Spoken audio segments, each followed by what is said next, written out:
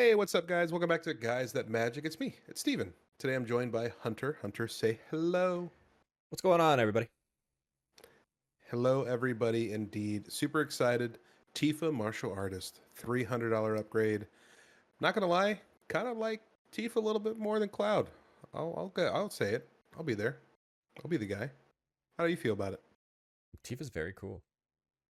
Yeah, you're the artifact guy. You don't really care about Tifa. I care about Tifa, trust me. You're about to see this upgrade. All right. All right. I'm about to see this upgrade. Okay. Okay. Yeah, I think we both like Tifa a lot, so let's go ahead and get into it. Talk to me about Tifa Martial Artist. Yeah, so Tifa Martial Artist is the backup to Limit Break. It's very cool. If you guys haven't already seen the Cloud X Soldier, it's already on our YouTube. Check that out. This is 1 red, green, white for a 4/4 legendary creature human monk. It's got melee. In case you do not remember what that means, whenever this creature attacks, it gets +1/+1 until end of turn for each opponent you attack this combat. So if you swing out at your total amount of opponents, which should be 3, it gets +3/+3, which is cool. And then whenever one or more creatures you control with power 7 or greater deal combat damage to a player, untap all creatures you control. If it's the first combat phase of your turn, there is an additional combat phase after this phase. So the really cool thing about this is if we swing at 3 different opponents and they all have 7 power and we all connect, we get 3 different combats after this one. But if in Magical Christmas Land they all have double strike, that's, you got it, 6 extra combats after this one. Yeah, I don't want to think about 6 extra combats. At that point, I'm just like, hey, you did it. You came from Magical Christmas Land and you won. We did the thing. Hmm. So yeah, the name of the game here, extra combats, deal damage Yep. with big creatures. All right, well, without further ado, let's go ahead and get into this upgrade. But before we do, a word from our sponsor. Today's video is sponsored by Evoke the Art and their new Gradient Craft token series. This token set features 50 high-quality tokens in some stunning gradient art style, featuring some original art, free of any AI-generated designs, ensuring authentic and unique visuals, designed for players who appreciate both function and aesthetics.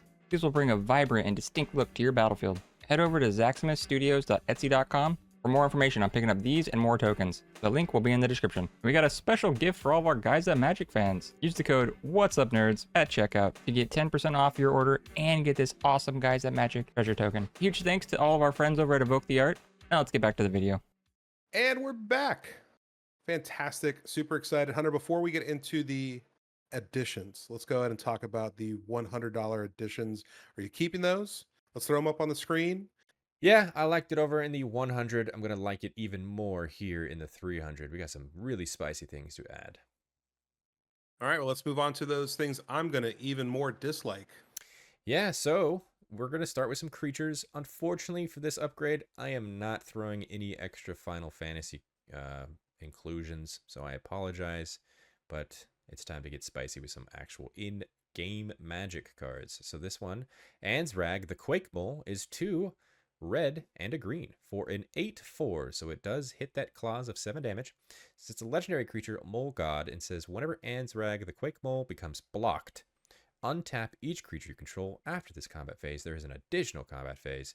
You can also pay 3, 2 red, 2 green. Ansrag must be blocked each combat this turn if able. So I told you, name of the game is extra combats. Here's another way to do that. Yeah, I was super hyped on Ansrag when it came out for Murders, and I love it to this day. It's probably one of my favorite Gruul commanders, and I love seeing it here. Definitely. Karlach, Fury of Avernus, is another kind of, hey, we're doing the combat theme. 4 and a red for a 5/4 legendary creature, Tiefling Barbarian. Whenever you attack, if it's the first combat this turn, untap all attacking creatures. They gain first strike until end of turn. After this phase, there's an additional combat phase. Yeah, combats. I mean, simple, to the point. I'm a big D&D guy. I've seen Karlach in the game and then also in our campaigns, and I'll be honest with you, it's just as scary in real life. And the next creature we're throwing in here doesn't necessarily care about combats, but we got some big creatures to cast, so we need the mana to do so. Bloom Tender, 1 and a green for a creature elf druid. You can tap it for each color among permanents you control. Add 1 mana of that color. It's a 1/1.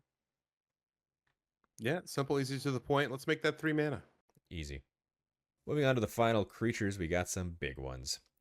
Xenagos, God of Revels, 3 red and a green for a 6/5 legendary enchantment creature god. It has indestructible, and as long as your devotion to red and green is less than 7, Xenagos isn't a creature. At the beginning of combat on your turn, another target creature you control gains haste and gets +X/+X until end of turn, where X is that creature's power. Xenagos here just really wants us to get to that power 7 or greater clause, and does a great job doing it. Yeah, you got a deck that you need combat damage in. Xenagos is that guy. Mm-hmm. Quilled Great Worm is 4 and 2 green for a 7/7 creature worm. It's got trample, and whenever a creature you control deals combat damage during your turn, put that many +1/+1 counters on it. And then it says you may cast this card from your graveyard by removing 6 counters from among creatures you control, in addition to paying its other costs. So, guess what? Base power 7/7 hits that clause. It's got trample. We can make sure we deal damage. And also, this is going to start pumping our team if they get in with damage with counters. Yeah, it's fantastic because this card doesn't have a clause that says to a player. Exactly. It's just combat damage. Exactly. So you can block, but I'm going to get some counters. Mm-hmm. Zapandrel, Hunger Dominus, is 5 and 2 green for a 4/6 legendary creature for Rexian Horror. It has reach, and it says at the beginning of each combat, not just your own, double the power and toughness of each creature you control until end of turn. You also pay 2 green for Rexian, sacrifice 2 other creatures, put an indestructible counter on Zapandrel. Yeah, you could do that if you want, but the real thing here is we're just doubling our power and toughness. We're getting to that 7 or more clause and hitting people. Yeah, Zapandrel's really good. The each combat, like not restricting you from just yours, is such a deterrent from people hitting you. It's not even funny. It really is. And our final, power 7 creature we're throwing in is Old Gnawbone, Steven. I know one of your favorites. 5 and 2 green for a 7/7 legendary creature dragon. It's got flying, and whenever a creature you control deals combat damage to a player, create that many treasure tokens. It's a 7/7, hits that check mark. It makes a bunch of treasure, makes us able to cast our other big things. It does everything we need it to do. Yeah, Old Gnawbone's fantastic. I am myself a degenerate Ureni player, and this card is nuts. Mm-hmm. All right, moving on from some amazing creatures to looks like an amazing instant spell. Yeah, we're just going to throw in 1 protection, a little extra protection, if you will. This is Deflecting Swat, 2 in a red, instant. If you control your commander, you may cast this without paying its mana cost. You may choose new targets for target spell or ability. So if you're trying to just mess with our board with target removal or target anything, or hey, use this against a counter spell, swat it away. Say no thank you. All right, well, let's go ahead and move on to some more permanent spells. I see some enchantments. One from my deck. That's not fair.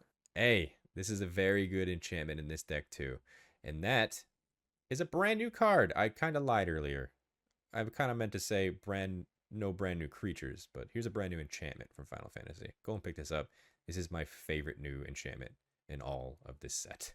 This is Sphere Grid. 1 and a green enchantment. Whenever a creature you control deals combat damage to a player, you put a +1/+1 counter on that creature. And then it has unlock ability, which means creatures you control with a +1/+1 counter on them have reach and trample. For 2 mana, this thing is nuts. Yeah, I'm kind of shocked to hear that you, the +1/+1 counter guy, thinks this is one of your new favorite cards from the set.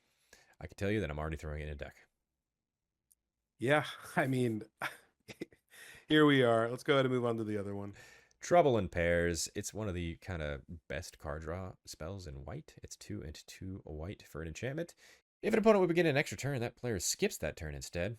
And whenever an opponent attacks you with 2 or more creatures, draws their second card each turn, or casts their second spell each turn, you just draw a card. If your opponents are playing cool magic, you get to draw cards. So you're telling me there's a chance you could draw 9 extra cards before it gets back to you? Yeah, 1 whole turn cycle, you get 3 off of each opponent. You definitely could. Yeah, I'm killing you first. All right, let's go ahead and move on to the land department. I see some familiar faces. Yep, so we are throwing in some more powerful lands here. Jetmir's Garden is our triome in our color, so it's a mountain forest plains. Always enters battlefield tapped, but if you draw it late game, cycle away for 3. And then there are shocks in our colors so Sacred Foundry, Stomping Ground, Temple Garden, all enter the battlefield tapped unless you pay 2 life.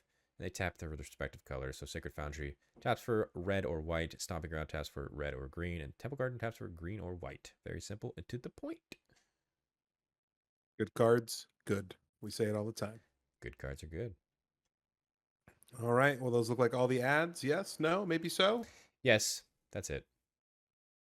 All right. Well, let's move on to the sad part. These are the cuts. These are the things that people don't want to have to deal with. But here we are. We're dealing with them. We're going to face our fears head on. Let's go ahead and throw up on the screen all the removals from the $300 backup that you did. Are we bringing anything back? Did we fall in love with something that we got rid of before?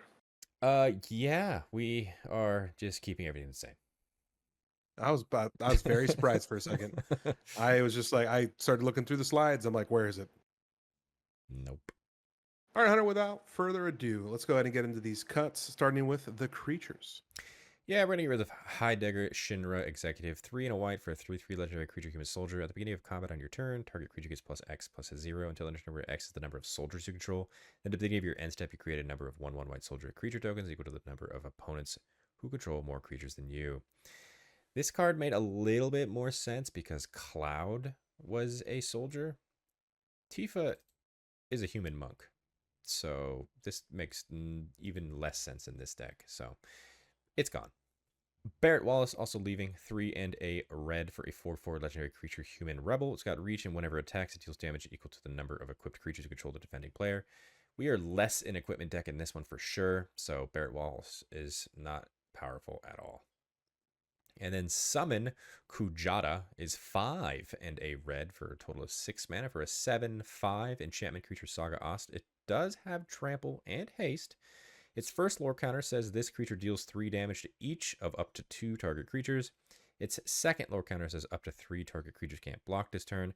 And its third and final lore counter says discard a card. Then you draw 2 cards. When you discard a card this way, this creature deals damage equal to that card's mana value to each opponent. This card's getting the axe because we had some other big creatures come in that I feel like are just a lot better than this one. This one will die after 3 lore counters. And I get it. It does hit that clause with 7. And it's got trample and haste, which means it could deal damage right away. But in my opinion, this card is not as powerful as the ones we added. Yeah, I'm not gonna lie. Good cuts here. Summon Kujata is awful. That is so expensive. So expensive. It's not great. Last 2 creatures here. Avalanche of Sector 7, 2 and a red for a star 3 legendary creature human rebel. It's got menace. It says its power is equal to the number of artifacts your opponents control. And whenever an opponent activates an ability of an artifact they control, Avalanche of Sector 7 deals 1 damage to that player. This card is cool in theory, but really is just to the whim of your opponents. It all depends on what your opponents are doing. And if they're not doing anything with artifacts, then this card is not going to gain that much power. And that's why it's being cut out. Yeah, also, probably should just cut it because it looks like it's from Fortnite. Kate Sith, Fortune Teller, final creature we're cutting. It's 3 and a red for a 3/3 legendary artifact creature cat Moogle. At the beginning of combat on your turn, you scry 1. Then exile the top card of your library. You may play that card this turn. When you exile a card this way, target creature you control gets +X +0 until end of turn, where X is that card's mana value. This card reads very weird. It's got the thing that I absolutely hate, which is when you exile the top card of your library. I love cards that say you may play until your next turn. This card says you can only play it this turn. And it's in combat, which means if you wanted to cast something your main phase, you now have to think twice, because if you flip over something you really wanted to cast, you gotta wait till your main phase too. So I would rather just not do that. Yeah, I mean, we say good card good. I'm just gonna change it up a little bit. I'm gonna say good cuts good. Good cut's good. That's right. Moving on to the sorcery department, I see 1 card, beautiful art, not that good. Yeah, Steven, this card is bad in my opinion. It's harmonized 2 and a 2 green. Draw 3 cards. That rate, in my opinion, is not great at all. This is a card that I always seem to cut from all of my Precon upgrades. And also, we've just added better ways to draw cards permanently. This card's gone. All right, I get it. Trust me, I don't keep this in my deck either. But let's move on to the artifacts. Were these hard to cut? Some of them were hard to cut, and I'll tell you one, because I'm a fan of it, but in reality, these cards do not help our deck function to get to that power 7, so that's why they're being removed. Darksteel Plate, 3 mana for an artifact equipment. Indestructible, equipped creature has indestructible and equip cost of 2. Like I said, not getting to that power 7. Exile removal is a very real thing. This does nothing to prevent that. Trailblazers Boots is the one I'm alluding to that I was kind of hesitant to cut, but it's getting cut because, once again, it does not help that power buff. It's 2 mana artifact equipment. Equipped creature has non-basic landwalk, equip cost of 2. I get it. You can get in for free with damage there, but this was the last cut I made, so it's gone. And Inspiring Statuary, it's 3 mana for an artifact. It says non-artifact spells you cast have improvise, which means your artifacts can help cast those spells. We're no longer an artifact or equipment kind of matters deck with Tifa at the helm, so this card pulled less weight. So it's being removed. Yeah, all good cuts. Trailblazers, Boots, I understand the hesitation on cutting it. We are kind of playing in a bigger, badder budget, so normally you will probably always see non-basic lands. But yeah, like you said, it was the last one you cut. You can always throw it back in the deck. Don't worry about it. Yeah, it's just one of those that I was just like, the weakest card is probably this one. Yeah, you're not too wrong. But let's go ahead and move on to some other weak things like these bad lands. Yep, final cuts of the video. We're getting rid of these two first, Evolving Wilds and Slayer's Stronghold. Evolving Wilds, you know what it does. You tap it, you sack it, you go and get a basic, put it on the battlefield tapped. I would rather draw just a land that can tap for colors right away instead of having to wait around. Slayer's Stronghold taps for a colorless, but you can also pay a red and a white and tap it. Target creature gets +2/+0, gains vigilance and haste until end of turn. It's an okay card at best. We're 3 colors. I want our mana to produce a little bit more color here. And our final 3 lands we're cutting is Mossfire Valley, Sungrass Prairie, and Sunscorched Divide. They are all filter lands, which means you have to pay 1 into them. And then they get to tap for 2 of each color. So Mossfire taps for red and green, Sungrass taps for green and white, and Sunscorched taps for red and white. And the reason they're terrible is because if you have these in the early game, you might not have any mana and they don't tap for mana by themselves. So get them out of here. Yeah, I can only imagine just drawing my first set of 7 and all 3 of these were in there. Yeah. I would be very, very sad. Yeah, great land cuts. All of them pretty slow, especially for what you're trying to do. And then also you added some amazing lands in the 100 and the 300. Makes perfect sense. Exactly. But speaking of 300, Hunter, you were given $300 for this upgrade. So you had 100 for the last video. Now we're adding that additional 200. What's our budget looking like? So at the time of recording, because this video is being recorded before the set releases, so keep that in mind if you were watching this on YouTube. It's been a couple of weeks since we recorded this. At the time of recording, $296.07. Now we do have a lot of brand new cards that are going into this, so these prices could fluctuate all over the place. All right, keeping it under budget. Appreciate that. Prices could double, they could triple, or they could just tank. That's what we think is going to happen, right? All the Final Fantasy cards, no one's going to want them. You hope. We can just scoop them up. It's a standard set, so you hope these printings are just going to keep getting printed more and more and more, and the prices go lower, lower, lower. But I guess time will tell. Time will tell. All right, let's go ahead and get on to final thoughts. How do you feel about the deck? Tifa is at the helm. We got that $300 budget. What do you think? I think it's great. Tifa Martial Artist seems like a fantastic card. Anytime you can do extra combats, I've always said it in all of our videos that one of my favorite absolute must ways to win is always just good old-fashioned combat damage. And what's better than that than just doing it all in one turn? So Tifa, fantastic card. This deck is spicy now that it's been upgraded. I highly suggest checking out in the description below at that Moxfield link. Yep, like Hunter said, down in the description, you'll find the deck list for Moxfield. Go ahead and Goldfish. Do a little play testing. See how you feel about it. While you're down there in the description, you'll see a beautiful little comment section. Go ahead and let us know. Hunter, did he do good? Did he do bad? Were there things you probably would have added instead? Were there things that he removed that he definitely should have put back into the deck? Like Trailblazers boots. I don't know. That's probably my guess. But anyways, moving on from that. Go ahead and leave this video a like and also subscribe so you're staying in touch with all the fun stuff we're putting out. We still have some other decks we got to get through. There's going to be more. Always. Also, down in the description, you'll find a link to our Patreon. All those beautiful faces you see on the screen right now help us out so much. We greatly appreciate everything.